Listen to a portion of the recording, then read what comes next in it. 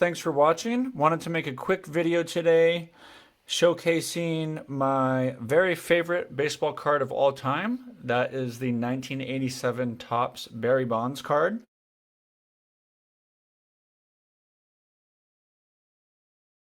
So this card, I have more quantity of this Barry Bonds card than any other card in my collection. Most cards I just have a single copy of. Often over the years, if I'd get duplicates of a certain card, I would sell one of them. With the Barry Bonds 87 Topps, I just continued to buy more and more. So I'm showing the three different variations of this card on the screen here. The one that most people are familiar with is the 1987 Topps Barry Bonds. It's card number 320. This is certainly part of the junk wax era. This card was mass produced, and these individually don't sell for very much. If this was a raw card, you could probably get it for about $5 or less. The PSA 10s, I think, are going for about $200 or so. I think maybe a little bit more than that. They've gone up a little bit recently.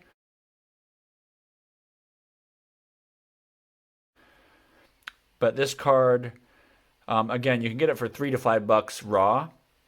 One thing you'll notice with the standard issue Topps is the brown back.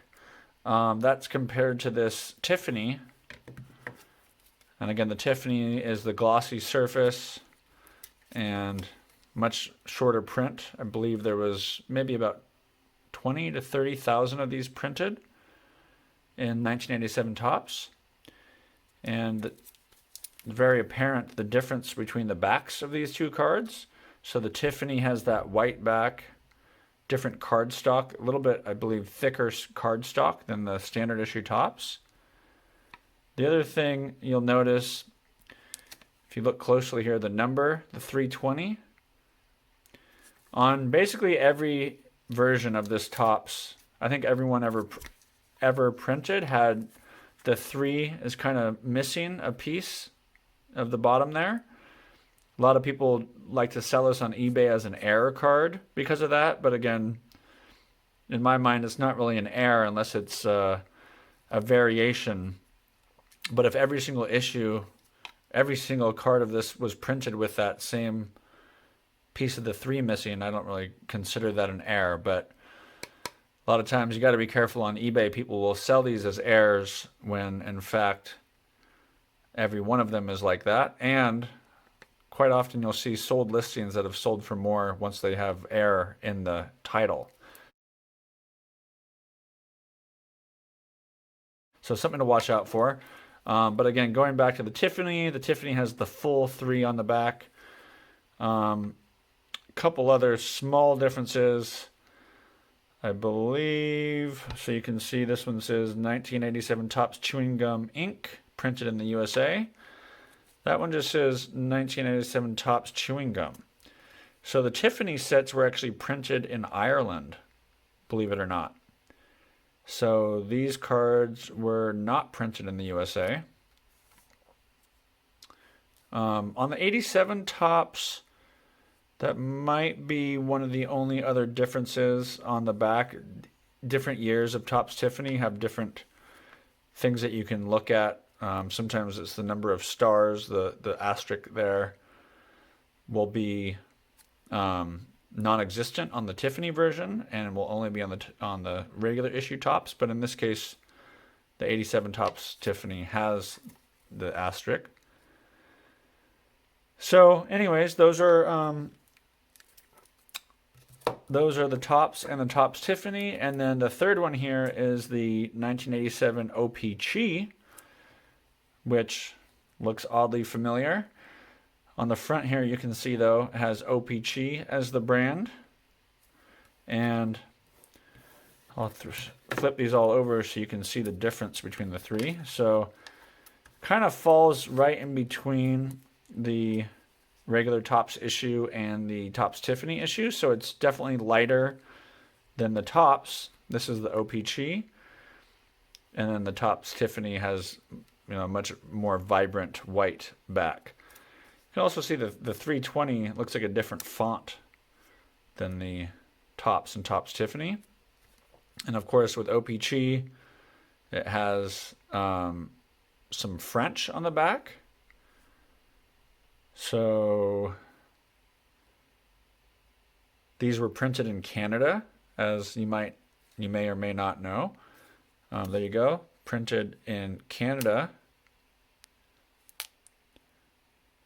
But for the most part, looks pretty similar to the other two versions. The stats are all the same.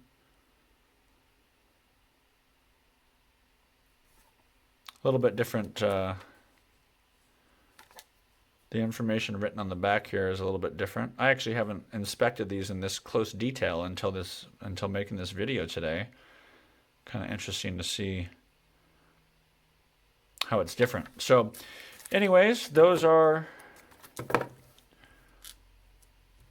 the three variations of the 1987 Topps bonds. And now I'm going to show you some of the collection I have of this card. So I have many of the Topps Tiffany, many of the regular Topps issue. I'm going to quickly show you my Topps Tiffany collection. I've been buying these cards for quite a while. The Topps Tiffany, I was a big believer in this card, this Barry Bonds specifically, but also just Topps Tiffany cards in general. I'm a big fan of. The Topps Tiffany Bonds cards were selling for, I think I was buying these about $14, $15 each back in, I don't know, probably 5 to 7 years ago or more is when I started buying these. I remember I was buying these on 4 Sharp Corners for about 13, 14 bucks each. And now there's 2 of them in here. Now these are going for somewhere in the range of $300 to $400 each.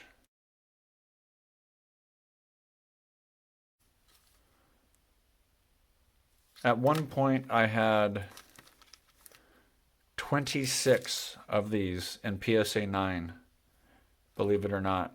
I would just, every time I would see one on eBay, I was almost always the high bidder. And I was buying up all the inventory that 4 Sharp Corners was selling. Really, this was the card I was always buying. There was no other card like this for me, in which I was so focused on buying these. And I really felt like for 14, 15 bucks, there was very minimal downside. I mean, this guy has the most home runs of anyone ever. Say what you will about, his issues around steroids. Certainly, I think continues to hurt the value of these, but I mean, they've still gone up to about 400 bucks each. So there's still some appreciation for Barry Bonds, still some Bonds love out there. So I only have 13 of the PSA 9s left. I actually was selling these off over the years. Once they reached, $75 to $100, I think was the first few sales I had. Then as they got to 150, I sold a few more, and then 200, I think I sold a couple. Kind of kicking myself now because they just keep going up. But I was, selling them to buy other cards as well. So just trying to basically flip some of these and lock in some profits, and then go out and buy some of my other cards I wanted to add to my collection. So I also have some PSA 8s. These are going for maybe 100 bucks each right now. This is a SGC 96. I had, I think, 3 of these at one point, down to 1 left. And I also have a few lower grade ones. PSA 6, there's a BCCG 8, pretty off center. BGS 5. I remember I sent this in thinking it should grade well. So you see it got a 9.5 on the centering. So it's center great, but there's some kind of surface issue going on there that I guess I didn't catch. So beautiful card, but came back a 5. Also sent this one into PSA and was shocked that it came back a 4. So I guess I'm not very good at grading these. But I also got a few of the 9s. I think at least 1 or 2 of these 9s I sent to myself. Those are 8s, but yeah. And I also have, I think, 1 or 2 of these currently at PSA. Finally, I have some of the raw Tiffany cards. So again, you can tell from that white back. 2, 3, 4, 5, 6, 7, 8. So I don't really sell the raw ones. I don't think I've sold any of these yet. But a couple of these might be grading candidates. A few of those are off center, so. Anyways, that's my Tiffany collection. I think I'm at about, if I had to guess, maybe I have around 25 to 30 Tiffany cards of the 1987 Topps Tiffany bonds.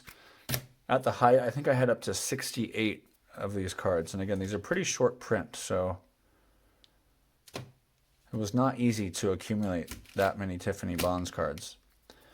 What else do I have to show? A few other things before I let you go today. This is a pack. This is the 1987 Topps Cello pack of Barry Bonds on top. I actually sent this to PSA myself. It came back a 9. I originally sent 3 of these packs to PSA and got 3 9s, sold off 2 of the 9s. I think I'll keep this one, although I'm not a huge fan of collecting packs. But again, because this is my card here, the 1987 Topps Bonds card, I think I'll maybe just hold on to that pack. Also have this one. This has a piece of his game-used bat in there. This is, again, just the standard issue Topps.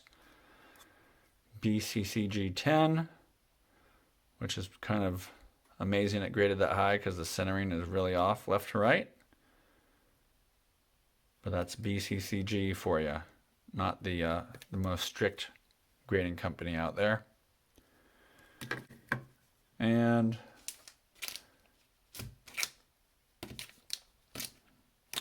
let's see, just a few raw cards to show. I'm going to show you, I am a big fan of this card. 50, and I think this is another 20 of these, somewhere around 75, 80, maybe closer to 80 or 90 of the raw. And then the O-Pee-Chee, have a number of these.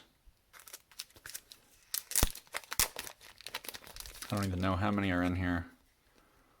1, 2, 3, 4, 5, 6, 7, 8, 9. So 9 of the raw O-Pee-Chees, and these are crazy. These are really going up in price lately. They're selling for, I think, around $100 to $200. Kind of depends on the condition. The centering on these is often pretty off, as you can see with these. A lot of them are off. This one, you know, side to side, left to right is not bad, but top to bottom, that one's pretty bad, left to right. So a lot of these were cut pretty bad up in Canada. So it's hard to find a centered O-Pee-Chee Barry Bonds that's also sharp, which is why this 9 goes for so much. I think this 9 is going for over 1,000, might be like 1,500. These are now selling for.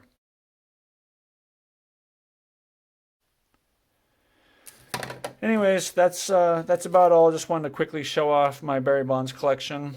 So I appreciate everyone watching. Thanks for the support as always. Please like and subscribe if you could, and look out for more videos. Have a good rest of your day.